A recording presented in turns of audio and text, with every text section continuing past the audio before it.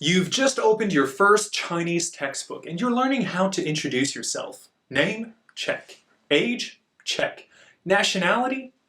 Well, that's a harder one.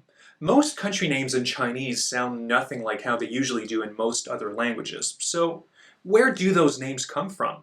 Let's learn how to say different country names in Chinese. Some country names are very similar in Chinese to their original pronunciation, mostly phonetic translations, while some of them have their own very distinct names.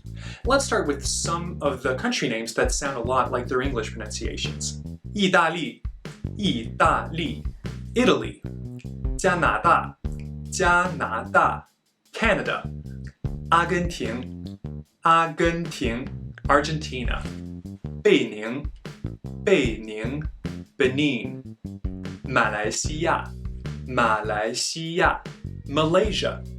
These are pretty easy to remember since they sound closer to their English pronunciation and even closer to their original pronunciation in the actual language spoken there, which I will not attempt.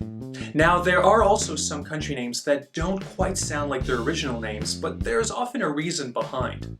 It's easy to look at countries like 法国, France, or 美国, the USA, and to translate everything literally and talk about how, oh, country of law for France and beautiful country for America. But in reality, those names are often just shortened from their original longer versions. You see, countries that are often mentioned in the news will usually be shortened to their first character, to which is added 国, country. Let's look at some examples. Germany, 德意志, which sounds like Deutsch, as in Deutschland. Forgive my pronunciation. Full name, 德意志联邦共和国, for Federal Republic of Germany, which is shortened to 德国. 法兰西 sounds like France, France. The full name is 法兰西共和国, the French Republic, which is shortened to 法国. America, 美利坚. It kind of sounds like America, America, 美利坚, and it sounds even closer to American, 美利坚. The full name is 美利坚合众国, the United States of America, and it's shortened to 美国. The reality is that translating country names, or any other region name for that matter, into Chinese requires using a completely different written and spoken language from how they're normally written or pronounced.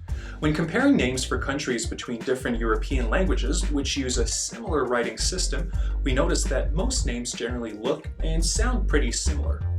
But Chinese does not use letters, it uses characters with fixed sounds and meanings.